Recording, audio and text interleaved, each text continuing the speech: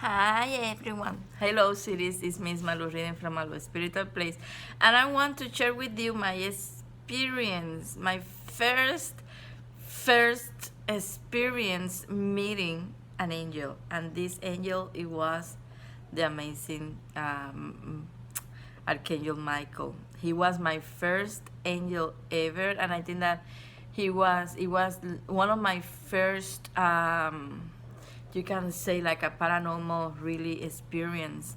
So I'm gonna change some of the details so I don't put the person that it was with me, because I know that maybe she don't want to know, or she don't. I would say she don't want people to know who she is. But when she see this video, she's gonna know that it's her, and she knows that it's true. So this happened 20 years ago. Uh, Literally, I was maybe, as everybody know, oh the well, let me see. I'm trying not to put things that people can guess it. So anyway, by that time when this all of this happened, I remember that it's been like 3 or 4 months after I really realized what I have, what I do. After reading some books and talking with this person, with her, I realized, okay, I'm a psychic. But that time I didn't know that I was a medium. I just knew that I can see spirit, but I never. But that time I didn't really completely communicate with them. I kind of feel them, see them, and they can give me pictures. But that time I didn't really yet completely understand everything. Remember, for those that don't know me, that even that since I remember, I always saw a spirit. I always saw faces and know about a spirit. I wasn't. I didn't raise. I didn't grow up, or I wasn't raised in this kind of thing. I was kind of, that was not allowed, so kind of blocked a little bit. So it's not until I turned 19, 20s that everything started showing up. So it was like 3 or 4 months after I started reading and knowing about all of this stuff. So it was one of those days that I didn't have my girls with me. Did that have them? So I go with her to the movie. She was doing something, so she was in a conference or something like that. So she was kind of staying in a hotel in Puerto Rico. It was Rio Grande, Puerto Rico, in the whole in the it's a big hotel in there, right? I don't remember the name now, but we went to the movies. Imagine if I can remember. We went to see X-Men 3. I'm a huge fan of X-Men and Marvel movies. So we went to see X-Men 3. I remember pretty well.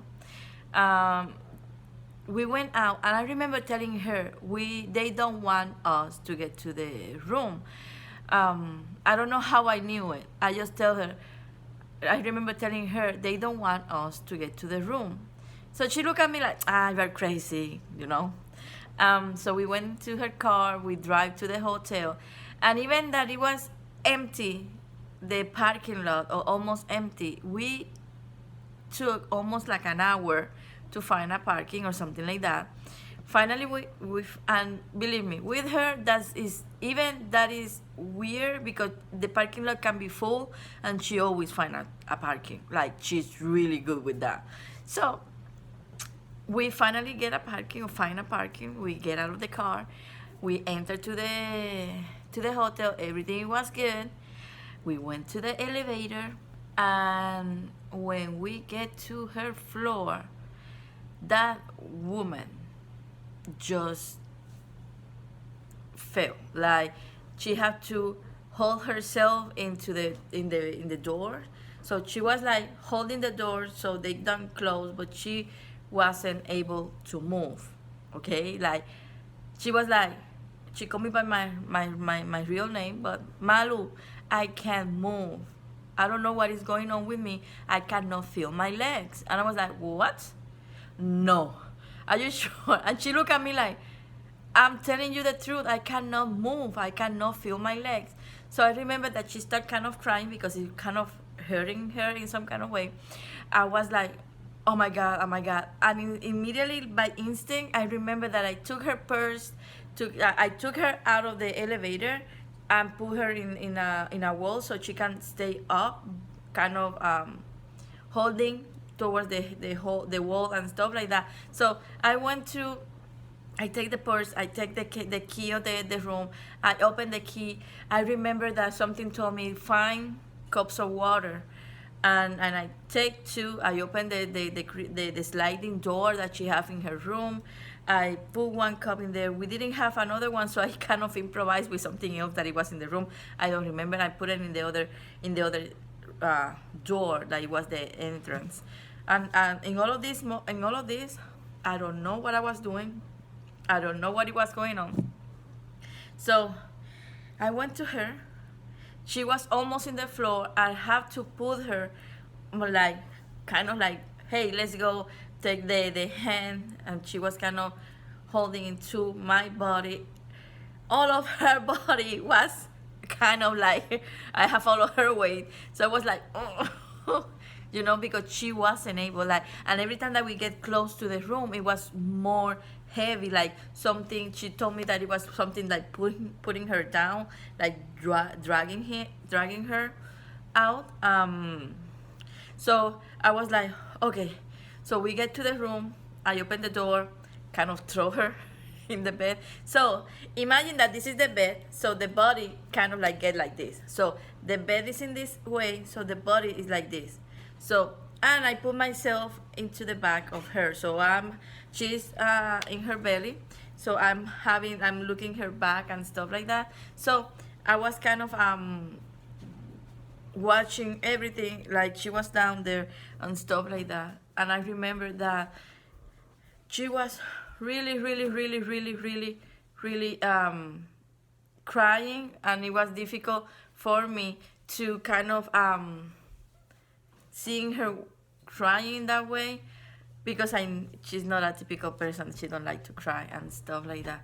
So then I took this glass of water.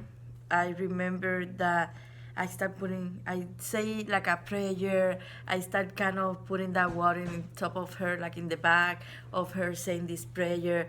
And then with my wet hand, I start doing this to her, like taking from here to the back of the leg, and kind of like trying to take out something. And I remember doing this and saying some stuff that I don't remember now. And I have had hair that is bothering me here, but I don't remember nothing, like whatever I was saying. And I don't know when I say I did this, boom, this old woman, like a spirit in front of me, laughing. And I remember that this spirit, like, who the hell are you? I'm like, who the hell are you? Like, she's like, I'm here because I want to hurt her because she's hurting someone that I love. It's like, what you're talking about? No one have the right to do this. And if you're messing with her, you need to kind of mess with me. You need to fight with me, because no one is going to hurt her. So she kind of like, oh, who else? And I remember that I was feeling this energy going out of the earth to me in that moment. And I start like, me and all of my army, I know that I'm protected and you don't have the right, this is not the place, you are not doing what is right to you, and stuff like that. And I remember that she started walking towards and I was like, you have to go. And she was kind of walking, or like moving, like walking through the door, like the entrance. And I remember that I never give her the bag. Something told me never, like, don't do that. And when she get to the door, I remember that I opened the door for her to leave. And girl, hey tribe, this is a spirit, okay? So, but I don't know why I did all of this stuff. I opened the door and I told her, you have to leave. And in that moment, she told me, you and who else can stop me? I was like, who else? Don't worry. And I remember closing my eyes, and in that moment, I just felt it. I saw, it's like I'm seeing the spirit like this, but I'm seeing this big, huge angel opening in the back. Like I was able to see in the front, but I was seeing in the back too. Like I was like looking double. I don't know how. Or at least in that moment, I don't know how. I don't know how to explain it right now. But I was still seeing the spirit, but I was able to see the angel that it was getting behind me. It was like 7-8 foot tall, really big, and he had these two big swords. I was like, oh my God, this is Archangel Michael. I can't believe it. And he was so beautiful. And then he opened the wings, like really beautiful wings, so big, so amazing, like oh my God, like I don't have way to describe that. So he opened that, and she's like, oh, why you have to call him? It's like, well, you asked me with who? Like, who else? Me and who else? And you know what? Him, okay? Because I have him to protect me. And in that moment, he kind of take the sword out, um, kind of like put the sword out there, and she left. She vanished. And I was like, oh, thank you, thank you, thank you, Archangel Michael, you are so good. And he just kind of gave me a hug with the wings, or with that energy of him, and he vanished too. And in that exactly moment with our life, this person was able to sit down. Like she, out of nowhere, just stepped in, and she was fine. And she looked at me like, Mal, what just happening here? And it's like, I was crying like, I told you that they don't want us to be here, you know? I'm like, I don't know. I remember that I started calling a friend of mine or someone that I knew by that time that it was kind of teaching me about certain things or helping me with my part of the lessons and learning in that time. But it was the first time that I met Michael, and since that moment, I always knew that he's my guardian angel. He's the one that he's in charge of me, and I was so proud and so blessed to know that. But I was so scared. And the only thing that this person told me was like, I have to be honest with you. When you were talking, and I was talking, yeah, you were saying things when you were doing something in my back, in my back. We're like, She said, like, in that moment, you were able to call a full half of the room white energy, and the other half it was kind of one half like white clothes, and the other one half like black clothes.